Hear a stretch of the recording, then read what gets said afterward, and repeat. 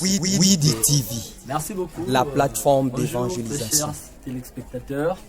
Nous sommes ici à Kinshasa sur notre magazine Savoir Plus.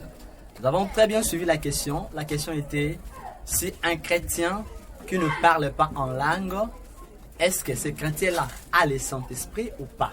Donc c'est une des questions pertinentes qui embrouille aussi le peuple de Dieu, qui parfois aussi embrouille aussi certains chrétiens et malheureusement aussi actuellement, il y a aussi de ceux qui s'appellent pasteurs, ils se disent comme ça, mais ils défendent aussi leur théorie dans la théologie.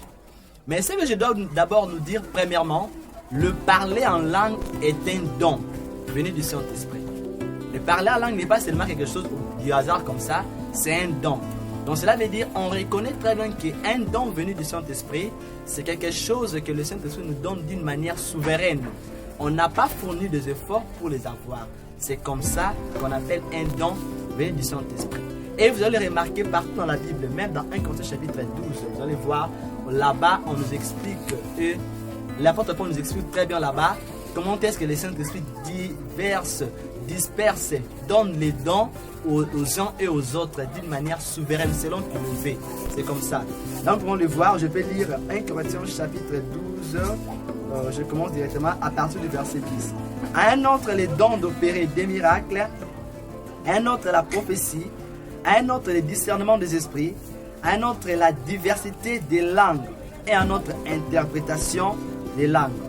Je voudrais parler bien de ce verset, nous tenir informés que le Saint-Esprit nous donne des dons divers selon sa manière souveraine. Donc, ce n'est pas seulement que quand tu as le Saint-Esprit que tu dois directement, obligatoirement parler en langue. Tu peux être un chrétien, tu as le Saint-Esprit, mais tu ne parles pas en langue. Parce que le parler en langue est un don venu du Saint-Esprit. Donc, le Saint-Esprit nous les accorde d'une manière souveraine. Là, je pense très bien que la question est un peu palliée. Mais il y aura encore des sous-questions qui pouvaient encore se venir là-dessus pour me dire que lorsque l'apôtre Paul nous disait que je souhaite que vous tous, vous puissiez parler en langue. Oui, l'apôtre Paul ne fait qu'un souhait. Il ne dit pas obligatoirement, il ne fait qu'un souhait que vous puissiez parler en langue. C'est comme ça que ce verset-là doit être interprété. Donc cela veut dire, un chrétien, il peut être rempli du Saint-Esprit, il peut avoir le Saint-Esprit et ne jamais parler en langue. Et parlant du parler en langue, nous avons les xénoglossia et nous avons aussi les glossolalia. Là, nous voyons, lorsque nous avons la langue des hommes et la langue des anges.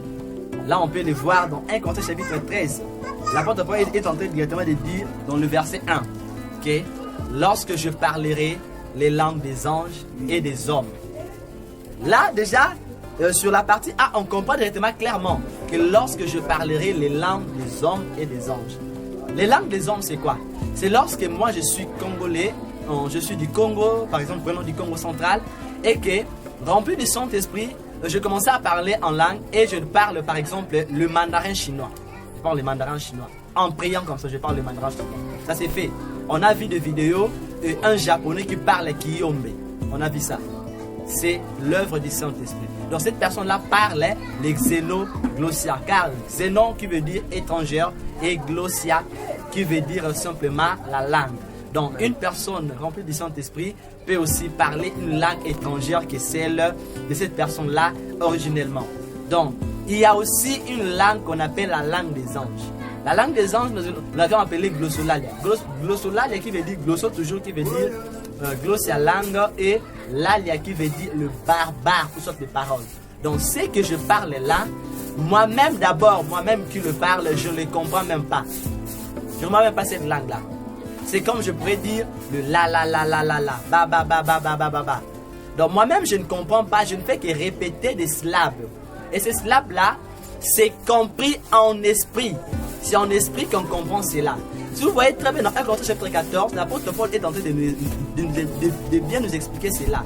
Il nous dit ceci, que lorsque je parle en langue des anges, là c'est langue des anges, lorsque je parle en langue et qu'il n'y a personne qui puisse interpréter cela dans la salle, il faudrait que cette personne-là se taise d'abord, parce que chez les autres, il sort comme un barbare qui ne fait que parler, les gens ne comprennent pas. Donc, il y a aussi une langue des anges et aussi une langue des hommes.